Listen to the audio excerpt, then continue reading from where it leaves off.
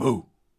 On the 25th of April, 1555, George Marsh was burned at the stake near Chester.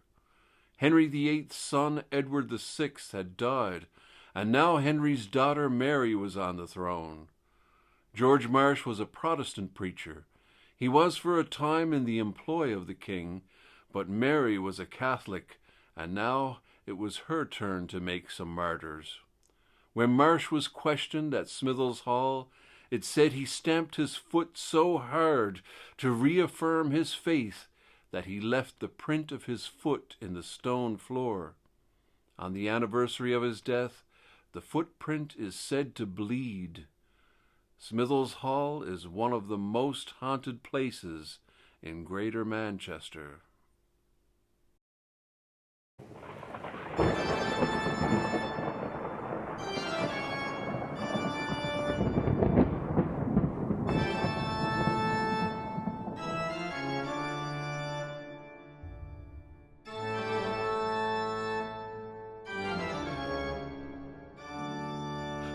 Manchester might not be the most haunted place in the world, but it might be.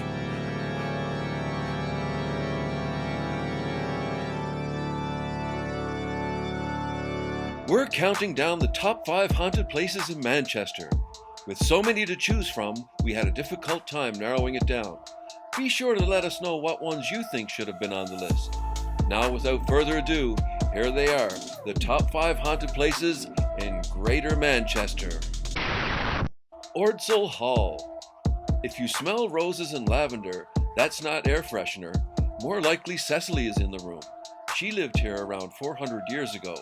This pleasant-smelling ghost came to an unpleasant end when she threw herself from the minstrel's balcony after being left at the altar on her wedding day. The hall's most famous ghost is the White Lady, the ghost of Lady Margaret Radcliffe. Part of Elizabeth I's court, this aristocratic lady is said to have died of a broken heart. She ended her life by starving herself to death in the Star Chamber after hearing of the death of her twin brother, Alexander. She has been seen as a floating candle or a lady in a white dress. She is searching for her brother and waits for him to return from battle in Ireland.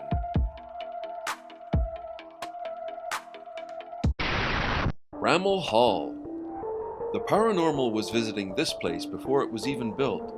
A short distance from the hall is Crowholt Wood, and this, so the legend says, is where the builders originally intended the hall to stand. However, night after night the foundations were moved by fairies until the builders had no alternative but to build the hall where it now stands. An old ballad tells of another ghost who haunts one of the bedrooms here, Alice, or the Maid of Bramall Hall. She was eagerly awaiting the return of her lover from Spain, so was naturally horrified when his horse arrived at the hall without a rider. Her lover's body was soon discovered in Macclesfield Forest, murdered by highwaymen. And when his body was brought to the hall, Alice broke down in grief. She mourned him until she died, and still haunts the room where she eventually gave up her life. Bramall Hall is visited each New Year's Eve by the Red Rider, a ghost clad in a red cape on horseback. He is said to be the ghost of a real horseman who visited the hall in 1630. He was given food and shelter, but next morning he had disappeared, leaving the owner, William Davenport, dead on the floor. Smithil's Hall. As one of the oldest and best preserved manor houses in the country, Smithil's Hall has a number of ghostly sightings over the years.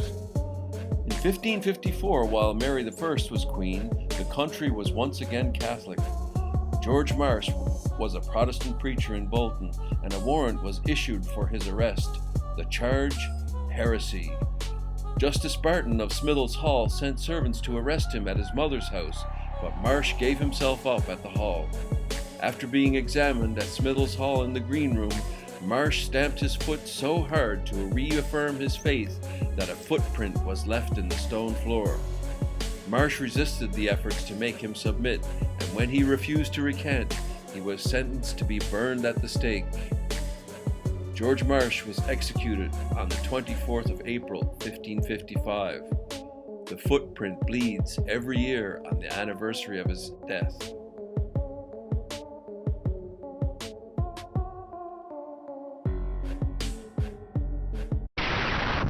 Rycroft Hall. Disembodied voices and footsteps, shadows and unexplained bad smells. There's an interesting collection of spirits haunting this hall. Children, soldiers, a nurse, and a woman in a mop cap still reside in the house. The building was a voluntary hospital during World War I, and the cellars were used as a morgue. Poltergeist activity is reported, with items said to be thrown by unseen hands. More bizarre are the mysterious cigarette butts found when no one has been in the building. The ghost presence of an angry lady is said to occupy the cellar. The hospital mortuary may have been here when the hall was used as a military hospital. In one of the rooms of the cellar, the ghost woman is said to shout. Some have said she is a nurse who didn't want people visiting. The building has seen much suffering and sadness over the years, and this turmoil seems to have left its mark with all its paranormal activity. Wardley Hall. Mentioned in the Domesday Book, this hall is now known as the House of the Screaming Skull, a skull that is kept in a niche at the side of the main staircase. The skull belongs to St. Ambrose Barlow of Didsbury. King Charles I passed a law that all those within the Catholic Church are to flee England or be sentenced to death. On the 8th of September 1641, Ambrose was found guilty. 2 days later, he was taken, drawn on a hurdle to the place of execution, hanged, dismembered, quartered, and boiled in oil. His head was exposed on a pike. His skull was retrieved by his cousin, Francis Downes, the Lord of Wardley Hall, and returned back to Salford. He kept the skull hidden, lest his true leanings be discovered.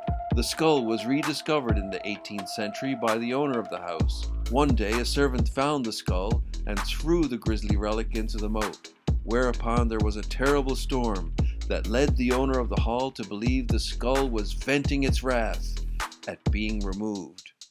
He had the moat drained, and the skull was returned to its position. The skull seems to be indestructible, as it has been buried, burned, and smashed into pieces, always to be found outside the hall the next day, wearing its eternal grin.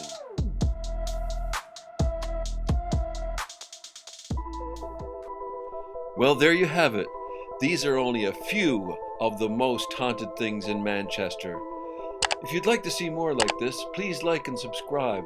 Follow us on Facebook, and be sure to check out our webpage, where you'll find plenty of Manchester things.